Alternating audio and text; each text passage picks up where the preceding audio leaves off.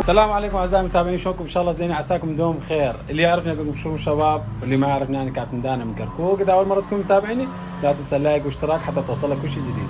طبعا شباب اليوم عندي فيديو جديد قلت خليه اشاركه وياكم. عندي محرك طبعا 900، بس المحرك 900 شنو؟ مو 900 عادي. المحرك 900 اكو شغلات اضافيه من الشركه بيها. تعال خلي اشوف لكم وشنو اللي غريب بالفيديو. طبعا شباب مثل ما تشوفون قدامكم محرك 900 893، يعني محرك 900 اللي احنا نسميها بالسوق.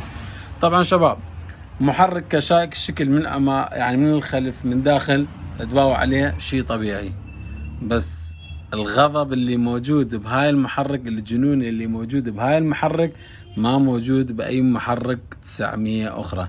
مرات تلاحظ بينك وبين نفسك وما حد ملاحظ على هاي الشيء، تلقى مثلا دراجة نفس الموديل نفس النوعية، بينما تلقاها هاي دراجة ثانية سرعتها وعزمها أقوى من الدراجة الثانية. تسأل نفسك تقول ليش يعني عداي دراجة أقوى من دراجتي؟ شوف الفرق. طبعا هاي المنظومة بيها، هاي المنظومة طبعا أكثر ناس يقول لي شنو هاي المنظومة، شنو دورها. أكثر ناس ما يعرف هاي شنو دورها، بس أنا راح أقول لكم اليوم، أشرح لكم عليها، أقول لكم شنو هاي دور المنظومة. هاي المنظومة سوبر. طبعا تجي وين تنشد؟ تنشد على الكور.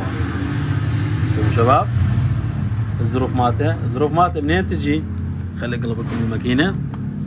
الظروف مالته تجي من داخل الاكس، يعني اللي هو دكشن الحار من الكور. هذا منها اكو زرف من جوا، ما ادري تشوفون لو لا. يدخل هواء منها 4 عيون، كل عين هواء بيها. يجي يدخل وين؟ يدخل هنا 1 2 3 4، يدخل هواء منها. يدخل وين؟ على المنظومة. وعندك شنو؟ صوندة هواء. هاي صوندة الهواء ينربط وين؟ هنا.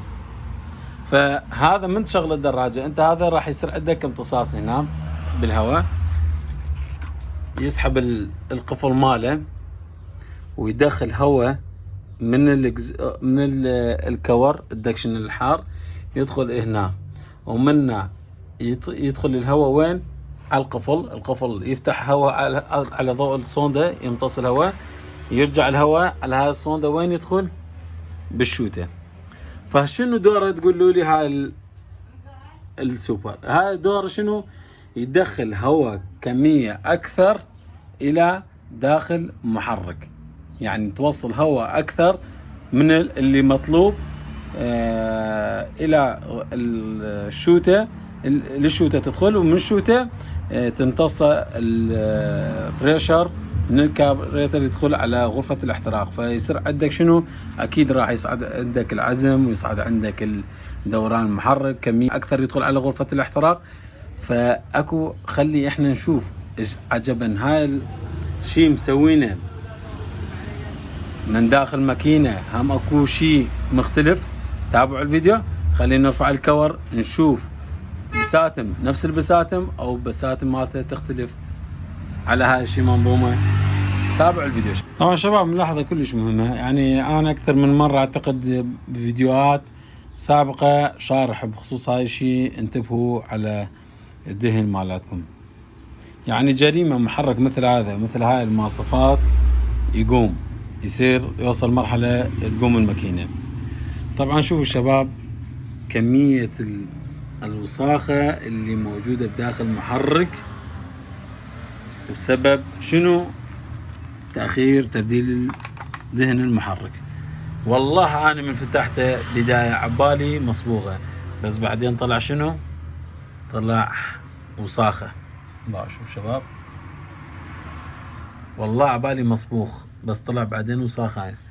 يعني حرامات. ليش؟ يعني جريمة هيك محركاتكم ما تدارونه. هو دهن، يعني شوف الدهن اعتقد صار له الله اعلم ايش قد ما مبدل. يعني ليش؟ على العموم شباب، بس حبيت انبهكم على هاي الشيء، يعني دائما الزيت النوعيه الزينه ترى ما تفرق عندك. طبعا كظاهريا عندنا حاليا عين واحد بس مضارب، شوفوا الابيض. فاحنا من نفتح الماكينه لانه هذا ما ينطينا، نشوف شلون نزل كلش قوي، بس لا يكون حارق ذراع، ومع ذلك الكرنك حيل نازل. ان شاء الله نتمنى ما يصل خسارته لهيجي درجه. طبعا شوفوا شباب احنا مرات نشوف عين واحد، بس من تفتح تلقى مثلا هذا العين وهذا العين صاير بيه ضعف، اكو في تريه ما يبدلون. اني لا ابدل واقصه بحيث ان يكون بالي صافي ومطمئن من المحرك. فاخوان ليش مرات يجفتون ماكينه تلقاه مثلا ورا اسبوع ورا يومين 3 ايام يقوم؟ لانه هذني تلقاه بيه ضعف، وانت هذا حصرته زايد، راح التهريب يصير عندك اكثر شيء من العيون البقيه. فمن يصير عندك تهريب دهن فيقوم يتواكل اليطق ويا الذراع، عفوا تتواكل ويا الكرنك، فيقوم ياكل بيه، وتلقاه فجأة تنطلع صوت ملعب صار فدنب أكثر من اللازم، يقوم يطلع صوت. فخلينا نفتح الماكينة إن شاء الله يطلع بس هاي العين والبقية كل شيء ما بيهن، لأنه ما نحب خسارة الشباب. بالنسبة للبساتم أنا أشوف البساتم ماكو اختلاف، زين بساتم كلها نفس الشيء، بس حيل محرك وسخ وعدم اهتمام. يعني مجرد هاي دراجة محرك بس يسوقون، مبين الشغلة واضحة، يعني مجرد هاي محرك بس يسوقون، ماكو مصروف على المحرك. يعني من ترسبات كربون، يعني محرك دهن ماكو إدامة إليه بابا. يعني ليش والله جريمة بالقرآن، يعني دهن بداخل محرك السريجي. على العموم ان شاء الله ننظفها له ونرتبها له ونشوف شنو مشكلة بيها بعد ونعالجها له ونخفلها. طبعا ايش قد شفت محركات وسخة، ما شفت مثل هاي محرك وسخ بحياتي. طبعا شوفوا كمية الوساخ والقذارة اللي بالمحرك، والله هاي دين انا متأكد فوق 7 اشهر 8 اشهر ما مبدل، صدق كذي باع الفرق باع. يعني القذارة اللي موجودة بداخل المحرك ما شايفها بحياتي على محرك اخرى. طبعا لسه بعد ما فتحناها عنده بيرنات صاير، شوف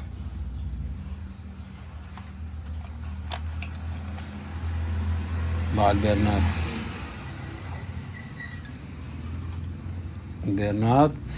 يراد بالوجه هسه تخون بيرنات اصلا قشر ما باقي بيه، بيرنات هسه بالوجه. وعندنا عين واحد ملعب بيه، اسمع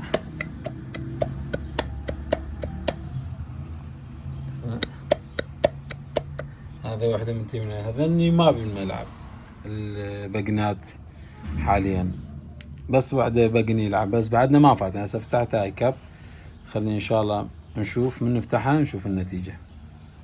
طبعا للأسف هسه بعدني ما فات، فتحت بري واحد باع الذراع شلون مكسور، هاي الذراع اللي كان بيه ملعب، هاي هالقد ما ضغط قوي صار عليه ذراع مكسور، شوفوا. هسه بعد ما نفتحها من هنا نشوف لكم اياه بالواضح. طبعا شباب بعد ما هسه فتحنا يعني الكرنك طلعناه برا، طبعا ذراع نحتاج للأسف اليطاقات اللي عليه كل الصيني خافون. وهسه هذا ذراع قلنا ويطاق ماله يحتاج يعني بقن، وهذا بقن هم تعبان همينه كان ذاب قشر شوية. شوف مشخص، خليني اصوركم اياه شباب، ما شوف شلون صاير بي هذا. والبيرنات كلهن حمر، منتهي بيرنات طبعا بلادي، بس شنو منتهي. فشباب هسه هذا قلنا يحتاج تخن بيرن، يحتاج، ويحتاج بقن عينين إرادة تبديل. وما نعرف الكرينك بعد سايس قد يقص. طبعا احنا بس اهم شيء وصلنا بدنا نوصل الفكرة لكم ونشوف الاختلاف اكو بالنسبة لهاي السوبر اللي بيها او ما بيها. فمواد كلها نفس الشيء، بساتم نفس الشيء، ذراعات نفس الشيء، بس القوة اللي زيدة احتمال يزداد فد عندك 5 حصان 10 حصان، واحتمال 10 يعني 15 على 20 حصان يزيد من قوة المحرك. يعني هذا المحرك اتوقع يجوز يجتاز 919 على راحته، يعني اقوى من المحرك البلادي الستوك يكون. يلا طيب شباب، طبعا وصلنا ختامة الفيديو، اتمنى عجبكم الفيديو، اتمنى وصلكم الفكرة بانه نشوف سوبر وغراض اللي بداخل المحرك نفس الشيء. يعني معنا الشركة من حاطة هذا الشيء مخلي قياس قوة اكثر عفوا على البساتم وعلى الذراعات. يلا شباب نقول لكم باي باي.